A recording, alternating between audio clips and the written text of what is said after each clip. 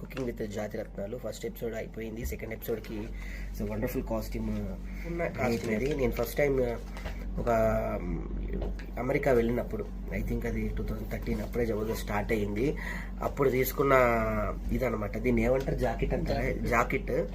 So jacket ఇది singer Srikrishna అన్న నాకు గిఫ్ట్గా ఇచ్చాడు అక్కడ. సో అప్పటికి బ్రాండ్లు అంటే ఇవేంటి, అసలు ఏం కొనుక్కోవాలి, ఏముంటుంది అమెరికాలో, నాకు ఏమీ తెలియదు. సో ఈరోజు ఏం వేసుకుందామా అని ఎత్తుకుతుంటే బీరువాలో నుంచి పాత తవ్వకంలో ఇది బయటపడింది. సెకండ్ ఎపిసోడ్ కాస్ట్యూమ్ అనమాట.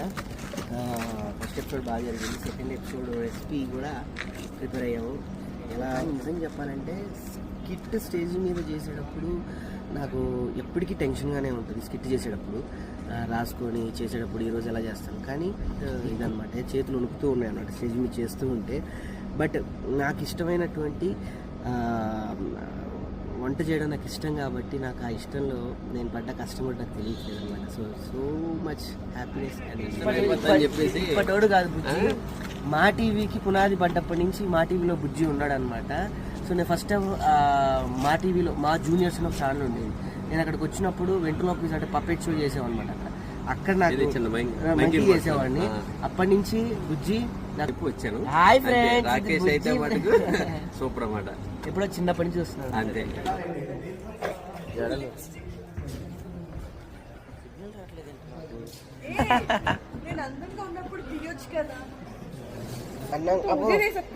ఇలా తీసి ఇలా అంటే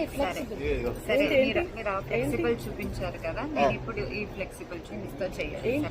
అమ్మా నువ్వు వేరే ఈ వేరే చెప్తుంది. ఫింగర్స్ వదులుతున్నావు, ఇట్లా పట్టుకోకూడదు మధ్యలో. ఎలా పట్టుకున్న ఫింగర్స్ అలా బాబు ఇచ్చుడు పక్కన పెట్టేసి నీ నాలుగు ముక్కుతాను కష్టం. ఓకే, ఇది మొత్తం వీళ్ళ శరీరాలు కాదు, స్పాంజ్ ముక్కలు బొక్కలు ఎరిగినాయి. ఎలిమినేషన్ తర్వాత అంటే కొంచెం శ్రీకాంత్ అయ్యంగారు వెళ్తుంటే చాలా ఎమోషన్గా అనిపించింది అనమాట.